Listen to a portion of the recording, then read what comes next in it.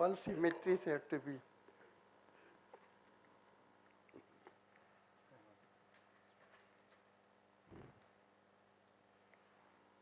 Okay, all right. Give me extra time, as usual. Okay. You are going to have an anticlimax after a very thought-provoking, noble talk. Now you are going to come down to the earth. That is not surprising because Paddy during his thesis wanted quantum gravity or nothing outside the world. But you will see, for instance, from the thing, within less than a decade, he would actually take the data and draw graphs. So that is the kind of thing. So, but only problem is that I do not know whether the aspects of gravitation and cosmology or Paddy 60, where I will stand, I do not know.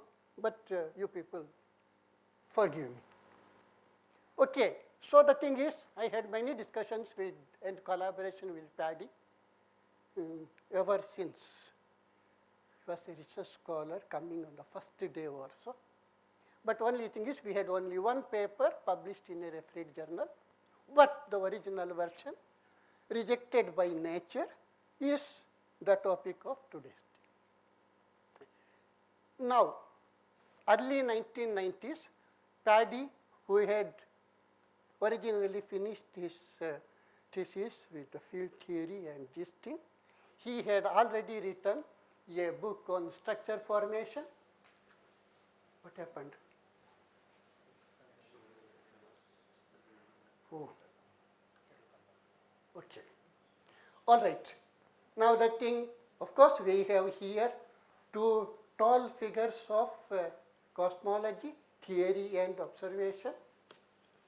But the thing, in late 80s, some of us, as an example, whether Paddy or Kandu and many of us, felt that given your microwave background observations scheduled and coming, then your HST, etc., etc., the way cosmology in India going generally, more than us, the coming generation should be able to use this data and things. So we had, I happened to have in the late 80s and early 90s, when we were still more energetic, about 3 schools and workshops at TIFR. The first one with Paddy, the second one with Ramesh Sinha, who has gone back to US, and the third with the TP. He may be coming here tomorrow. So the thing is, since we were at that time learning and then teaching, so I don't see any people who attended, otherwise they would have shown what kind of ignorance we transmitted, because we were learning it anyhow. Now, okay, yes. So you people can tell me.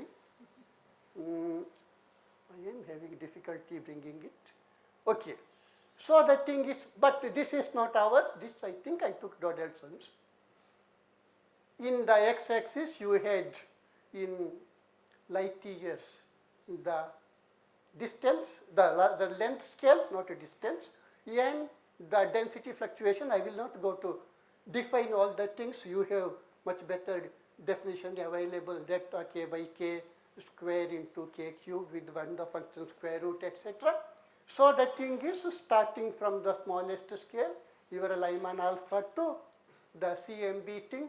This is what probably even me, when teaching youngsters also showing, the various methods in which you get the power spectrum at that length scales. But now,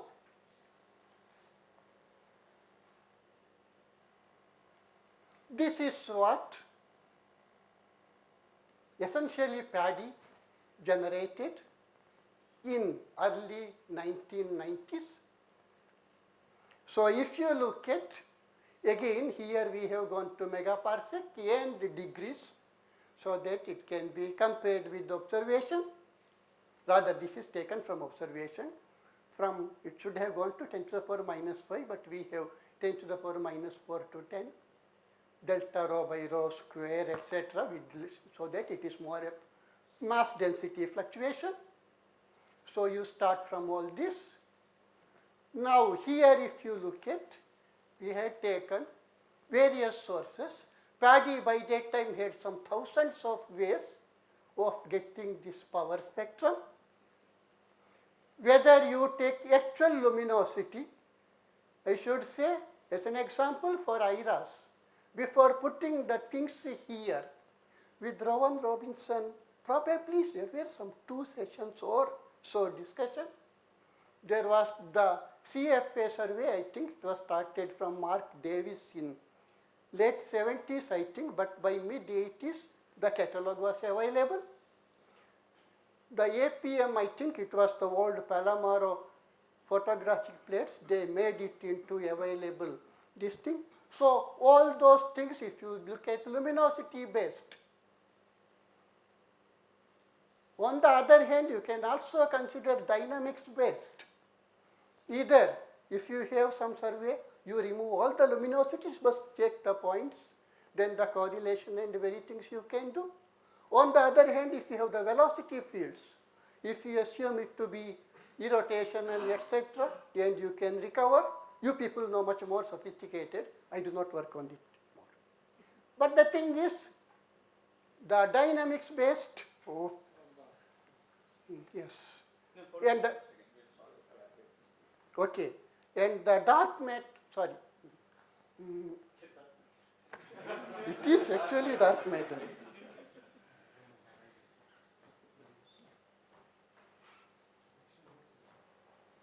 And even this going. No, it is because we are talking of dark matter.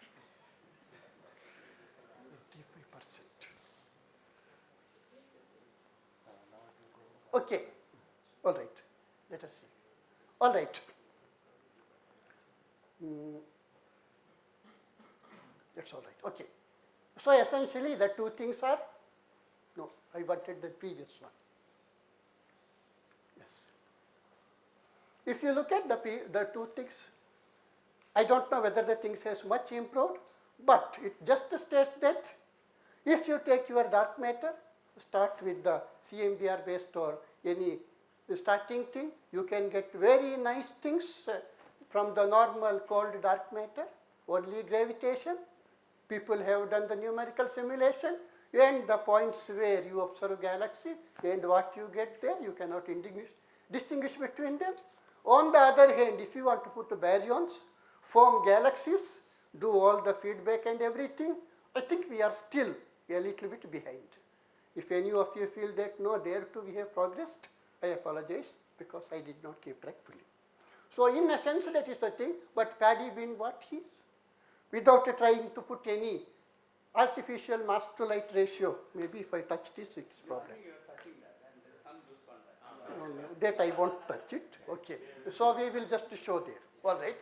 So in that sense, those 2 things, they are different for us, we put it as it is.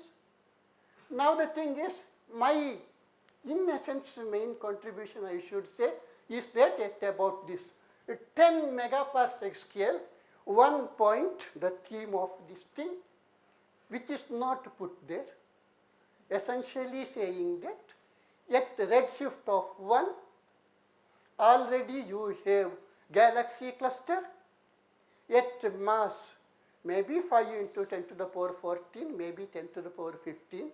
We do not want to give 10% error bar and number, but the thing is, yes, I will show in the 2 transparency later, it did not matter even whether you have 1 galaxy cluster 2 because of certain exponential thing, that gives a constraint in those points at around there and of course near that part. Whatever it be, it does not matter. The essential idea is that once you have that graph, at that 0.1 to 100 megaparsec scale, based on the observations as they were in the early 90s, without artificially trying to put M by L to match, if you put them, and then Paddy already knew all these reionized, etc. So once you have it, our essential idea Now we have already put here, this is the published paper in MNRS, the Kobe, but the original thing was, assuming that is correct, and you were here, Harrison Zeldovich, Paddy's favorite still I suppose there, now I do not know. Whatever once you put there, the anything other than the dipole above that fluctuation. Remember, at this time, there was a paper by Kobe team submitted to APJ in 1992, January I think. TIFR used to get the preprints almost if they send it or TIFR getting. So by 92 January itself, I think we had the preprint. Paddy could in no time look at the thing. There what they put is that they did not detect CMBR anisotropy. The limit they put for quadrupole is 3 into 10 to the power minus 5. For everything up together, 4 into 10 to the power minus 5. Whereas in this one, we could immediately say that, I can't definitely say whether 1 into 10 to the power minus 5 or 6 into 10 to the power minus 6. If you do not see it, we would say that the cosmology based on that we draw this one becomes meaningless, or somebody can say that the instrumentation may have problem, forget that part. So this is what we sent to nature. Namely, given all those things, here you have a definite this bound. The total thing cannot be less than some 6 into 10 to the power minus 6. Quadrupole cannot be less than some 4 into 10 to the power minus 6. So for that, because of all those, we have to draw some graphs and other things, it is immaterial. And for that one point I said, around the so-called 8 H inverse megaparsec part, based on the cluster density, observed number of clusters. Based on that, there are various versions of this thing. Originally, I think Peebles also developed, Peebles and Davis also, I don't remember. Mehta Bakkal popularized it, but Paddy in his book has a much better top model derivation, which probably nowadays people, students at least quote. I will not go into the detail, but exponential minus something upon 1 by sigma square, where sigma is the mass density fluctuation, and that fluctuation, sigma, for a specified mass scale, that is smaller yet higher redshift. Normally you talk it in terms of a sigma 8, whether at present people have converged for z equal to 0, but at 0.8 or 1, I do not know, it has been fluctuating, but I did not keep track. So because of that part, once you say that at redshift of 1, you have galaxy clusters. If you put a round number 10 to the power 15 solar mass, that gives an idea of your at around 10 megaparsec scale constraint on the bound density. So with all these things, we were happy at that time. We could get this nice thing. So the Kobe, in case you want CMB, I will be using again and again, cosmic microwave background radiation. Kobe stands for something like that, cosmic background explorer, I think. So this particular paper was submitted, upper limit given. So with all these things, we sent it to nature. Again, almost immediately after, though a little bit because of procedural reason delay. But when it went to nature, I think the referee, Kobe, announced by press that they have detected the fluctuation. So the referee rejected the paper, saying it becomes irrelevant. You have seen the graph, various things there, but once they say so, we would have expected probably something slightly better response from them. And certainly looking back at it, given those information about the low power and many things, we would have even considered that people do realize what is happening in observational cosmology. Anyhow, whatever it be, but since we could not afford to fight with them, we sent to, rather Paddy sent a shorter manuscript to MNRS with the Kobe result incorporated, namely 1.1 into 10 to the power minus 5 for all above dipole and some 4.8 into 10 to the power minus 6 at quadrupole.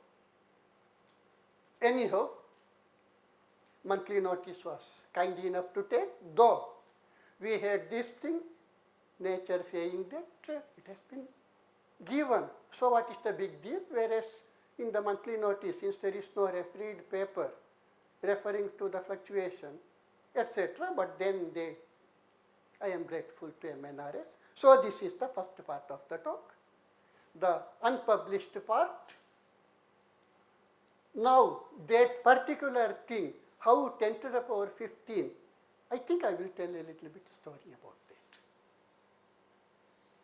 Okay, so the story is now by about 1982, TIFR had a decent gravitational lens code. Kandu is here, isn't it? I suppose for many shouting at you, yes, apologies, you taught me gravitational lensing. Okay. Now the thing is, for systems like 1115, 0957, etc., yes, I should say we had success. We developed very many things, though we did not hamper on it. There was VLBI transformation matrix, etc., etc. Now there are two things I have to put before starting further. First part is, yes, Professor Narlikar is here. I have to be thankful to him because after writing the original code, I found that numbers do not mean much. So I went to him, asked that I need a Tektronix terminal to see figures. He said that, I do not know what you are saying, you write the thing, I will recommend it to the Computer Science Center. So that is what I scribbled something, recommended, but R. Narasimhan, though I was very scared to meet him, he went through before I could spoil the case by saying something. He said, yes, you have a computer code, it gives you pages of numbers, you can't make sense, agreed. So though at that time institute had only one Tektronix terminal, he said, okay, you talk to the computer center, they will do something. Yes, it was, even now I remember because of that, things like Einstein ring, what we called gravity ring, and arcs, they could come by 1984 before I finished my thesis in solar oscillation. These kind of things would come, though I did not know the importance of that. Many things. So that way, yes, I have to be thankful to him. The only other cases where I have to say that somebody saying, oh, yes, you did this work, etc., was this is something about convection, Ante and myself work. When I met Jean Paulson, he said so, and I realized, oh, did I do that way? So in that sense, for the youngsters, yes, if you meet great men and discuss, they will tell you what you have done, how you can now continue further. So if we have chance, meet, discuss. All right. So with all those things, again, I think in the 1983 or so, there was a preprint on some system called 2016 plus 112 that we had the preprint. It appeared in Science. The essential idea is that it is the, at that time I thought, very high grade thing, Caltech, Princeton, MIT collaboration work, where though I did not know who Gunn is, Professor Chitre, my guide, said he is really great in instrumentation, observation and theory. So the thing was, there was a radio source, etc., at a redshift of 3.22, etc.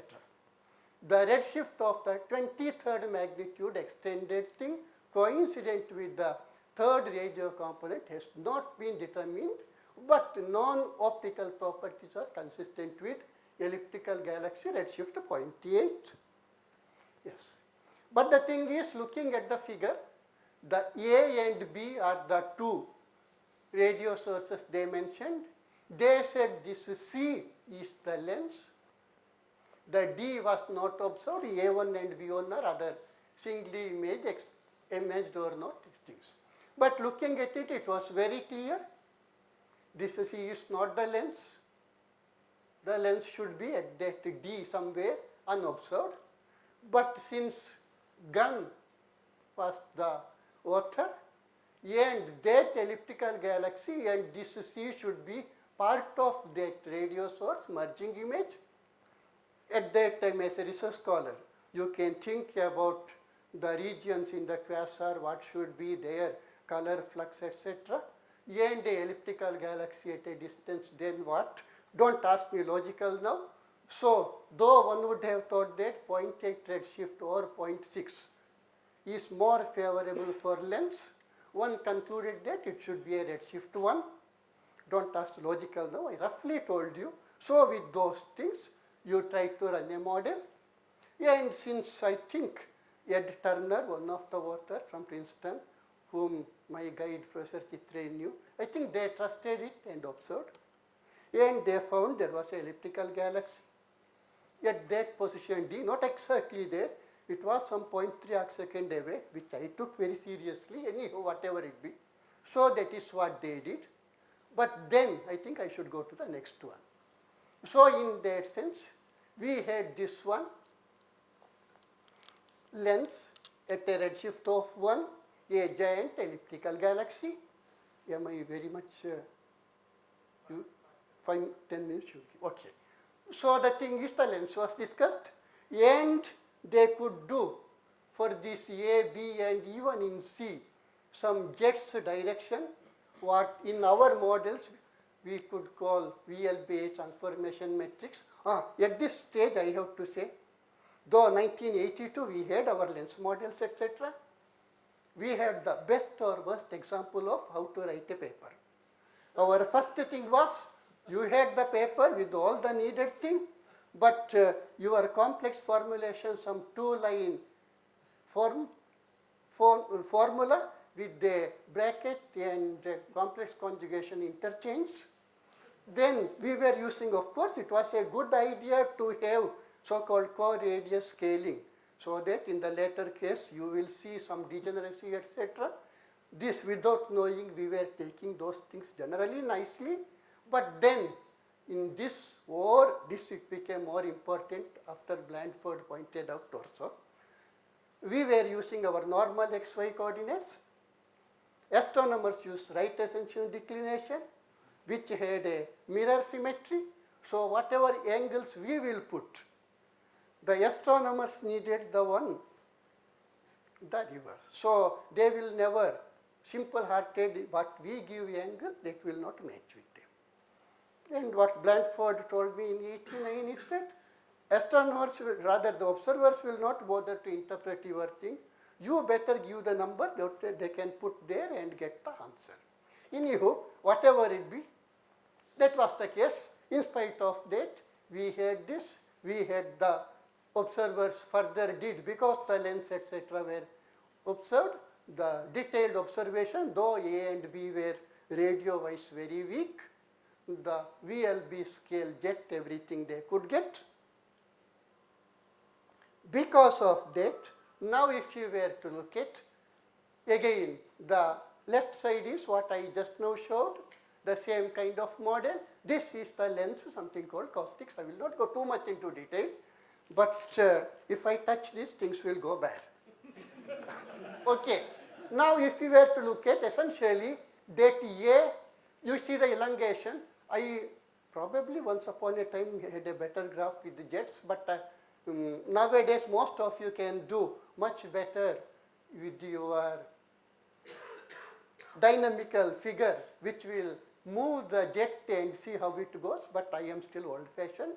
Essential idea is, if in this right side, the ZS, if it were in that diamond-shaped that corner, slightly above, that A and this C prime, the jets would have been parallel.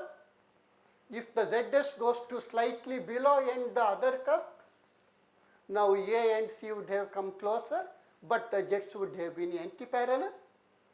Remember, though lens models, various people do various things. Since we try to get this caustic first and try to see these jets' direction, they are fairly invariant to mass fluctuation, unlike your flux.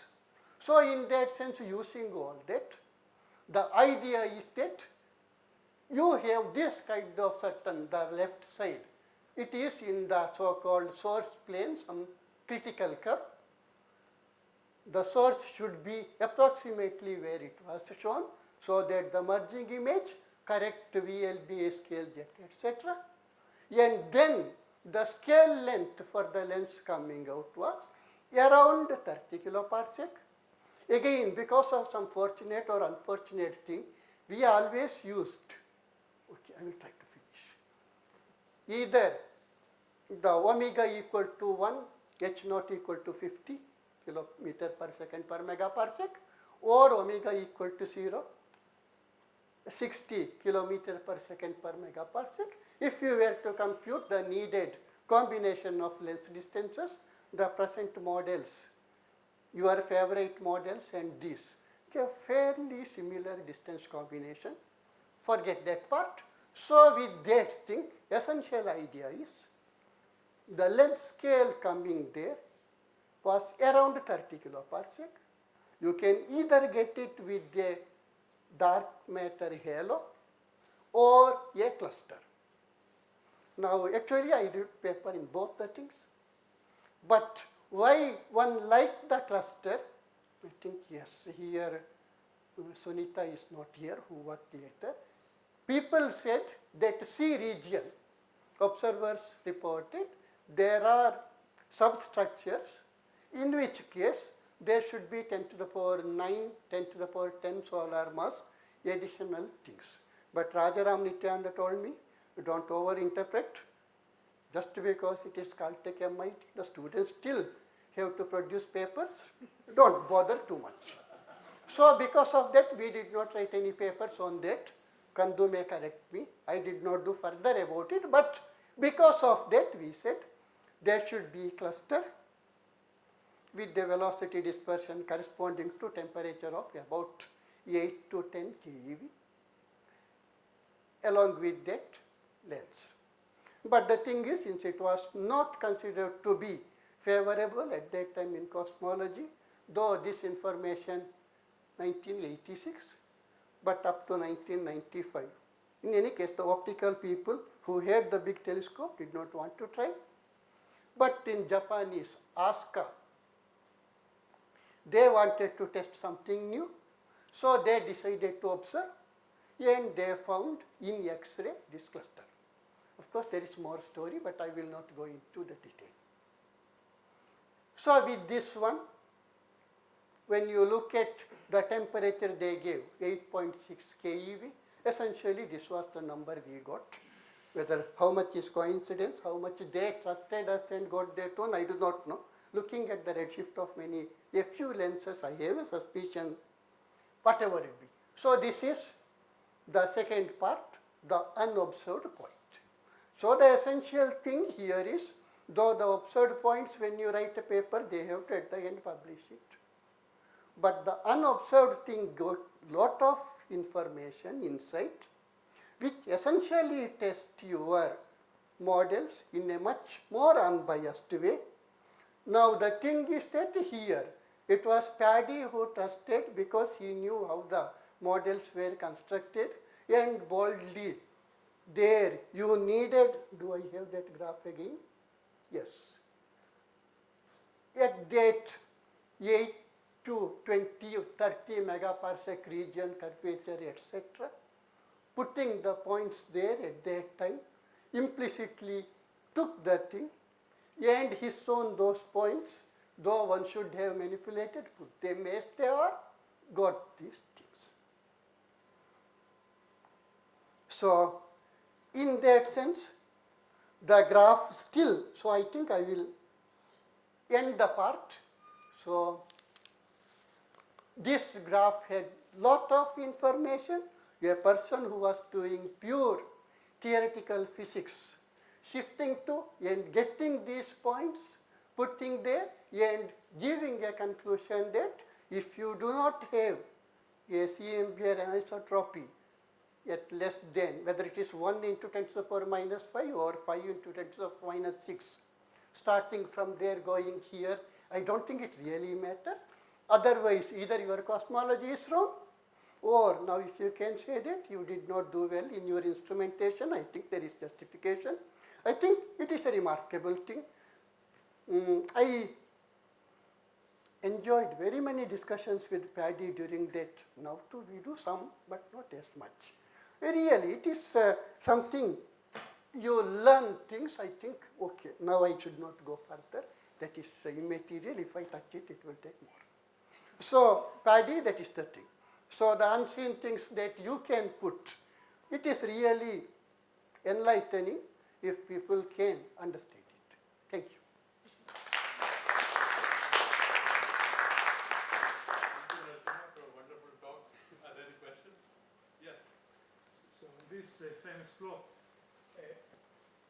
one problem is relating the fluctuations in the galaxies to the fluctuations in mass. So this freedom in moving the That is galaxy where, okay, I will up take. and down, the so-called galaxy biasing. So what was your approach? What assumption went there? See, the thing is, let me just tell you roughly, I do not know exactly the thing. If you were to take your normal, starting from irregular to spiral galaxy, if you were to just look at your baryonic mass and luminosity, you get of the order of 1 to 3. Now the thing is, people just try to put, as an example, when we did lens modeling, we have to get 10 to 30. But the thing is, in the paper what we discussed is, you cannot take a single biasing and get it. We put it honestly in the paper. We So- said the device has to be scale dependent. It is the scale dependent, we explicitly made it. So that is the point. Now here the thing is that overall we could have put it up or down. We put it, we made the comment. The bias cannot be constant. Then what you put there, it is left to you, because once I put this one, if you do not like a m by l, whatever you put 1 or 3 or some number, okay, you make it 10. But a constant thing will not help you. That is the thing, we made it explicitly there. Any other questions? Okay, if not, let's thank Narasimha again.